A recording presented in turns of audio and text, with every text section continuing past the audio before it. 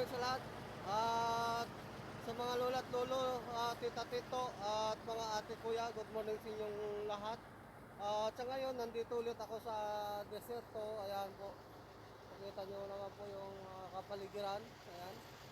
Yung ating kapaligiran po. At magkita nyo naman po. At sa ngayon po ay apology ako sa aking pamilya. At siyempre, lalong-lalo na rin sa aking mga mga viewers at sa mga totoong kaibigan. At ayan po, at ang lahat ng tao ay nagkakamali.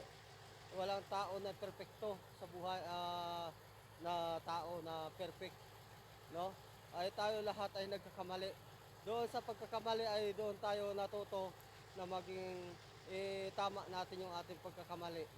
Pero sa aking pagkakamali ay ayan, yun nga sinabi ko na lahat tayo ay hindi naman tayo perfecto.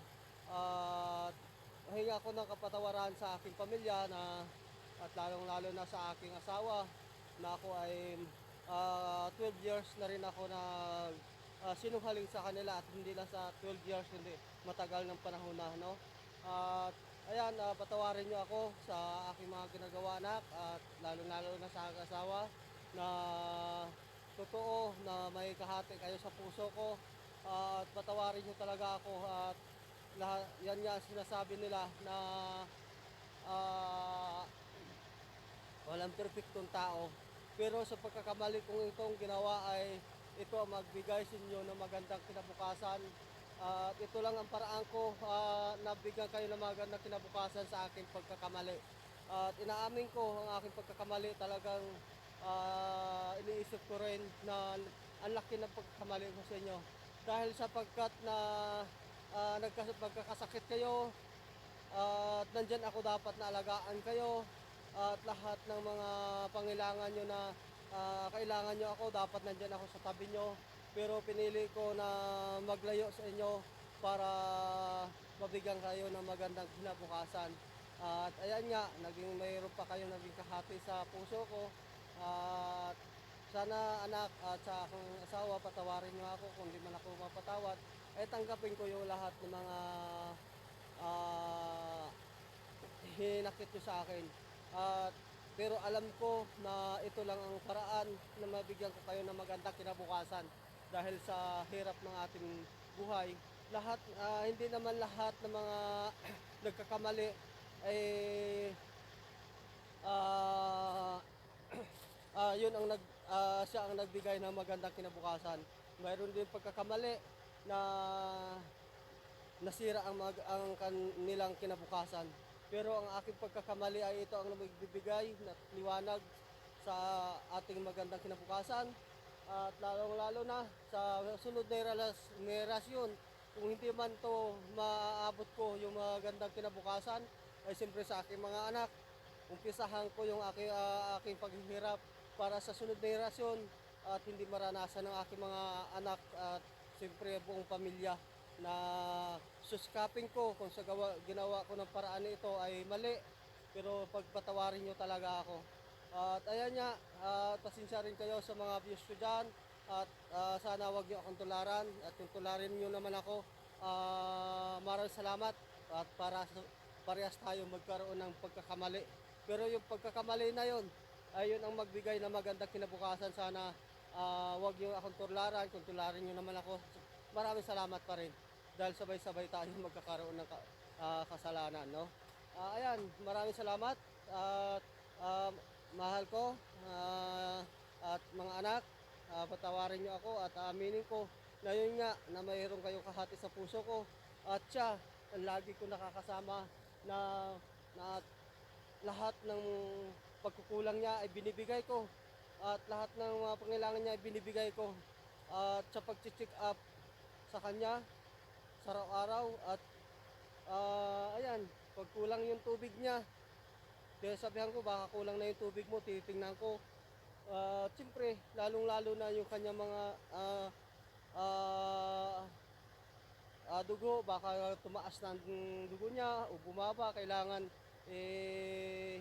lagi natin tatanungin ang o lagi natin check kung ano ang pagkukulang. At siyempre yung kanyang lagi natin bigyan ng mga pagkain na masagana para hindi siya magkakasakit. Ay dahil kung magkakasakit siya, lalo ako mahihirapan. At parang ako na rin ang naging doktor sa kanya. At tatawarin niyo talaga ako sa aking mga gawang kasalanan. Sana sa mga views ko dyan, huwag niyo akong gayahin dahil ito ay mali. Pero mayroon nagkaroon ng pagkakamali na yun pala ang nagbigay ng magandang kinabukasan. Patawarin niyo talaga ako at ipakilala ko sa inyo kasama ko ngayon ang sinasabi ko sa inyo para kasi pinipilit naman din ako na paaminin ako ng asawa ko na mayroon ako. Oo, mayroon nga talaga ako. Patawarin mo ako ma, sana huwag ka mabigla sa akin sasabihin na may kahati talaga kayo sa puso ko. Patawad.